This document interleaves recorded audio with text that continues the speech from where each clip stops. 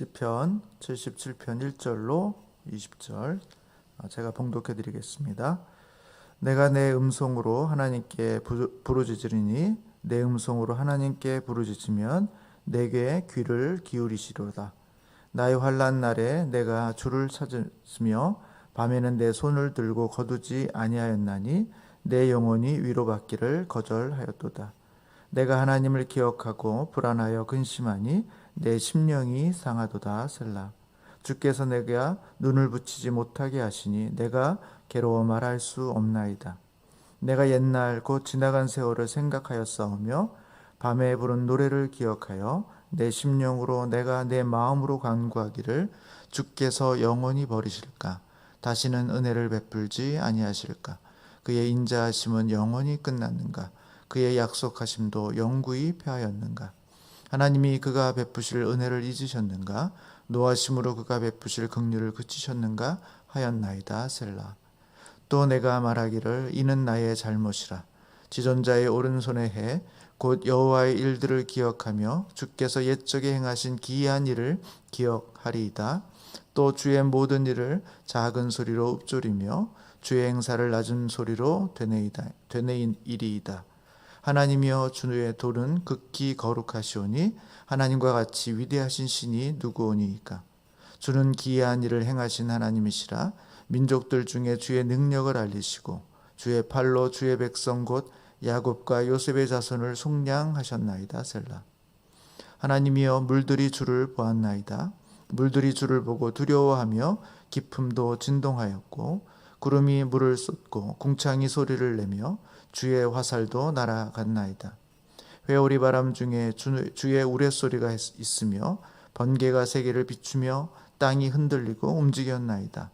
주의 길이 바다에 있었고 주의 곧은 길이 큰 물에 있었으나 주의 발자취를 알 수 없었나이다. 주의 백성을 양떼같이 모세와 아론의 손으로 인도하셨나이다. 아멘. 네, 오늘 본문은 좀 분량이 많은 편입니다. 일단 전체적으로 오늘 본문을 통해서 시편 기자가 말씀하고자 하는 내용의 전반적인 흐름을 좀 살피고 그 중에 한 구절을 택해서 함께 묵상해 보고자 합니다. 1절부터 4절까지를 보면 시편 기자는 하나님께서 그의 백성들의 기도를 들어주시는 분으로 그렇게 알고 있습니다. 그러나 막상 환난 날이 되어서 하나님께 부르짖고 기도함에도 불구하고 하나님께서 응답해 주시는 것 같지 않아서 고통스러워하고 있습니다. 기도의 내용이 응답되지 않는 것에 대한 고통도 있지만 기도를 들어주시지 않는 하나님에 대한 서운함에 그는 심령이 상하고 마음이 괴로웠다, 이렇게 말하고 있습니다. 5절부터 9절까지는 시편 기자의 고민이 담겨져 있습니다. 시편 기자는 곰곰이 생각하며 혹시나 하는 우려를 갖게 됩니다. 혹시 주님이 나를 버리신 것은 아닐까? 이제 다시는 은혜를 베풀지 않는 것은 아닐까? 하나님의 인자가 끝났고 하나님의 약속하심도 영구히 폐하여진 것은 아닐까 하는 생각에 그는 더욱더 고통스러워하고 두려워하는 듯합니다. 10절부터 15절까지를 보면 여기서부터 시편 기자의 태도가 조금은 달라집니다. 처음 하나님을 탓했던 분위기에서 자기 자신의 잘못을 고백하는 것으로 시작하고 있습니다. 그리고 옛적에 주께서 행하신 일들을 기억하겠다고, 그리고 정말 주의 모든 일들을 작은 소리로 읊조리고 낮은 소리로 되뇌이기 시작합니다. 그리고 나서는 오히려 하나님과 같이 위대하신 신이 누구입니까? 라고 이렇게 고백하게 되는 것이죠. 여호와 하나님께서 여러 민족 중에서 자기 백성들을 주의 팔로 속량하셨다는 것을 기억하고 찬양하고 있는 것입니다. 그리고 마지막 16절부터 20절까지를 보면 시편 기자는 옛일 중에서 하나님께서 홍해를 가르시고 자기 백성들을 구원하신 역사를 떠올리십니다. 그때 주의 길은 바다에 있었고 주의 길이 큰 물에 있었던 것을 기억합니다.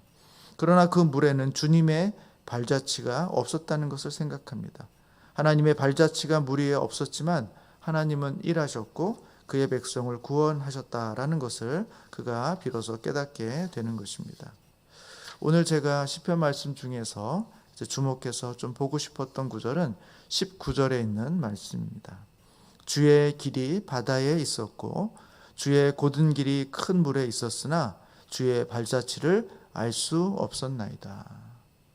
주의 길이 바다에 있었고 주의 곧은 길이 큰 물에 있었으나 주의 발자취를 알 수 없었나이다 라는 구절입니다. 우리도 종종 시편 기자와 같은 고통을 느낄 때가 있습니다.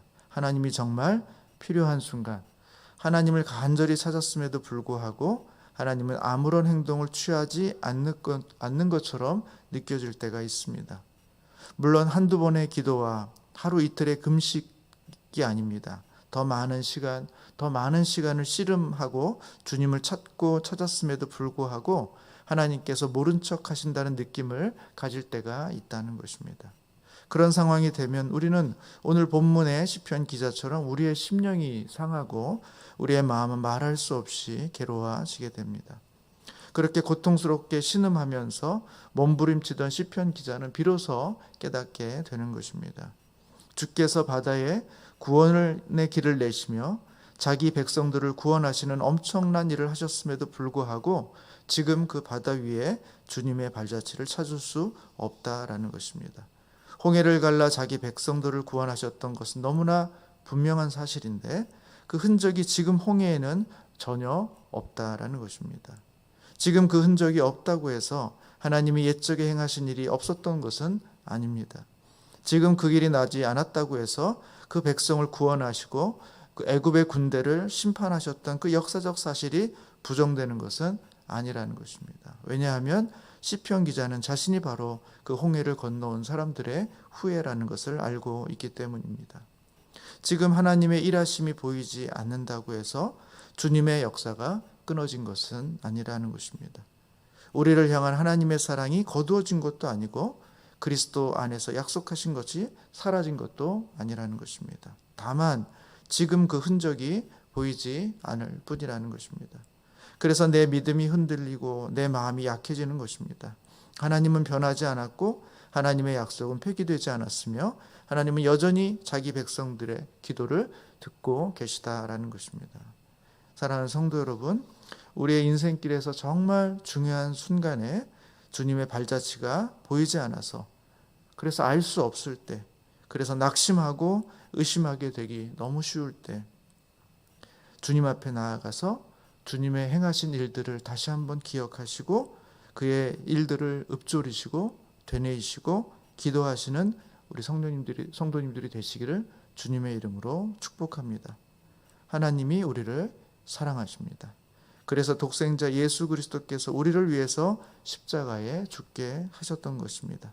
그 사랑하는 아들을 주신 그 하나님이 그 아들과 함께 모든 것을 우리에게 은사로 주시지 않겠는가, 이렇게 말씀해 주고 있는 것입니다. 이 말씀을 근거로 어려움 중에 그 흔적이 보이지 않는 것 같아서 신음하는 그 순간에도 믿음으로 인내하시고 또 기도하시며 우리 하나님 앞에 나아가시는 우리 성도님들이 되시기를 주님의 이름으로 축원합니다. 기도하겠습니다. 하나님, 이 시편 기자의 고백처럼 하나님, 우리가 주님께 구하고 찾고 기도하지만 주님께서 일하시지 않는 것 같아서 주님의 발자취를 찾을 수가 없어서 하나님, 우리가 고통스러워할 때가 있습니다.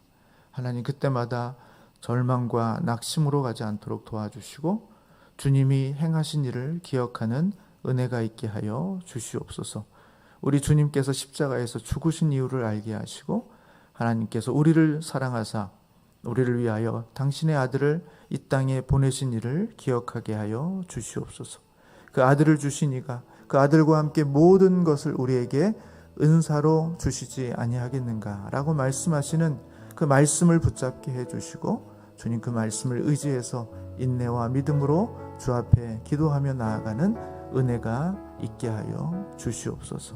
주님께서 반드시 우리를 사랑하시고 반드시 우리의 기도에 응답하여 주실 줄로 믿습니다. 하나님, 그 믿음으로 오늘 하루를 충만히 살아가는 복된 우리 성도님들이 되게 하여 주시기를 간절히 소원하오며 예수님의 이름으로 기도합니다. 아멘.